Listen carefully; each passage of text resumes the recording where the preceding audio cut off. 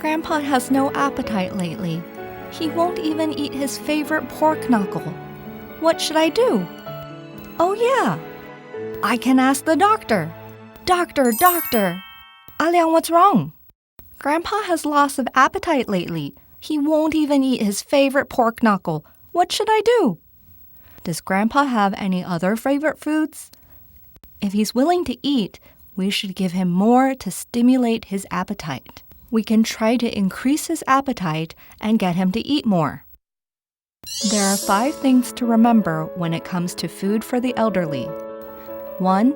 Chew slowly. 2. Steady quality and quantity. 3. Avoid pickled foods. 4. Maintain good posture when eating. 5.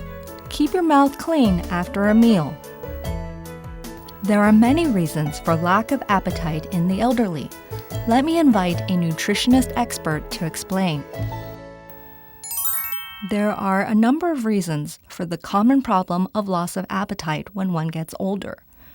For example, weakening taste buds, dental issues, poor digestive conditions, and even medicine and moods are factors. So, when taking care of the elderly, the first thing to remember is nutrition care, is to be able to eat. Then, eat enough. And then, eat well. These 3 principles will allow them to eat healthy and live healthy. The food we provide them should be colorful, fragrant, and flavorful. If they have dental issues or difficulty swallowing, you should pay attention to the food texture, like well-cooked rice, noodles, or mashed potatoes. If you are serving meats like pork or beef, make sure it is well stewed. For vegetables, we should choose tender greens or melons. For fruits, papayas and bananas are best. We need to make sure the patient eats enough. By that, I mean we should evaluate whether the intake reaches his nutritional needs. We recommend eating to 80% full. Now we need to eat well and not just eat anything. So it's recommended that you maintain variety in diet, meaning the patient has to eat different things at every meal. See if there are multigrains, proteins, vegetables, fruits, and oils. A balanced diet can provide enough nutritional value. When preparing food, I want to remind you to avoid food that is too hot. Also, avoid foods that are cold or raw. We suggest providing foods that are cooked thoroughly and heated to the elderly. Furthermore, the elderly should have plenty of time to chew their food. Don't rush them, or they might choke. I got it! Thank you, doctor. Grandpa has high blood pressure, so he has to eat less salt, but he won't eat if it's too bland. What should I do? Taste buds weaken as people get older, so he might choose foods that are saltier and more flavorful, especially cured foods. For patients with high blood pressure, we need to avoid high sodium foods. I recommend preparing meals for the elderly with fresh, natural foods whenever possible. To add flavor, I suggest that you can add a few drops of soy sauce on top, thus adding a thin layer of saltiness to his food without adding too much salt in his diet. Ah, I see. Doctor, do you have any other tips? The elderly often have mineral deficiencies, such as calcium, zinc, and magnesium. You should choose foods high in calcium, such as milk, cheese, bean curd, sesame paste, or dried fish for more calcium. Foods high in zinc include meat and seafood. Low zinc will cause loss of appetite, so supplementing zinc has the benefit of improving appetite. Magnesium is found in foods such as leafy green vegetables and nuts. There is enough magnesium in these foods.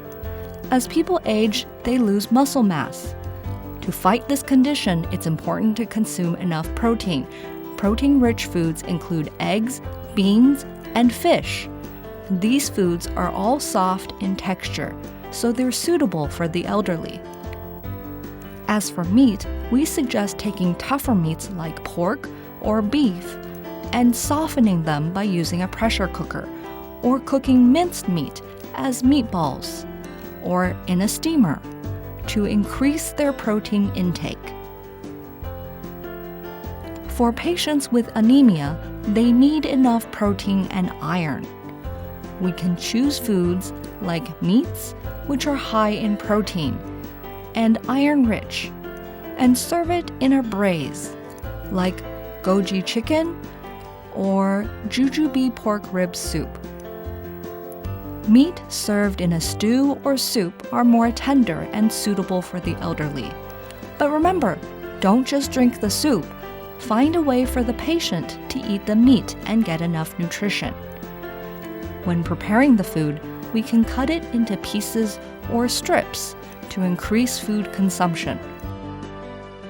Remember, with liquid food, we need to check the thickness and avoid combining foods for the elderly that include both solid and liquid foods, because when you combine them, that creates a choking hazard. Liang. Hi, doctor. Did you remember everything the nutritionist said? Yes, I remember. She's a pro. Now I'll teach you some oral exercises. And then, before meals, you can encourage Grandpa to do these exercises with you to stimulate his appetite and improve his swallowing of food. Follow my steps, and let's begin. Turn your head. Purse your lips. Stretch your lips. Stick out your tongue and put it back. Push to the left, push to the right. Repeat this exercise for 3 minutes. This should help strengthen Grandpa's throat muscles and improve swallowing. Grandpa, time to eat. But first, let's do some oral exercises, okay? Turn your head, purse your lips, stretch your lips, stick out your tongue, and put it back. Push to the left, push to the right. Yes, Grandpa, good job. Let's do it again.